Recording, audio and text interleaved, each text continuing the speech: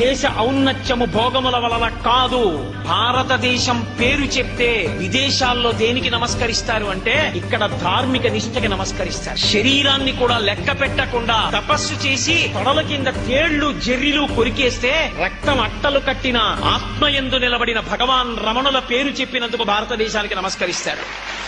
ఒక రామకృష్ణ పరమహంస కంఠంలో రాచపుండు పుడితే కాళికాదేవిని అన్నపు మెతుకు నేను కాదు అందరూ తిన్నది నేను తిన్నది అన్న ఏ మహానుభావుడు అన్నాడో ఆ రామకృష్ణ పరమహంస వల్ల ఈ దేశానికి నమస్కరిస్తున్నారు. పోప్పంతటి వాడు విమానం కిందకి దిగుతూనే ఆఖరి మెట్టి మీద నిలబడి భారతదేశపు మట్టిని తీసి తల మీద చల్లుకుని భగవద్గీత పుట్టిన భూమి, ధర్మక్షేత్రమైన కురుక్షేత్రము వెలిసినటువంటి భూమి, అటువంటి పరమపావనమైన భారత భూమి మీద తిన్నగా కాలు పెట్టకుండా మట్టి చల్లుకు దిగుతున్నాను అనగలిగాడంటే ఈ దేశం యొక్క వైభవం ఇక్కడ ఉన్న సనాతన ధర్మపు జీవనాడిలో ఉంది.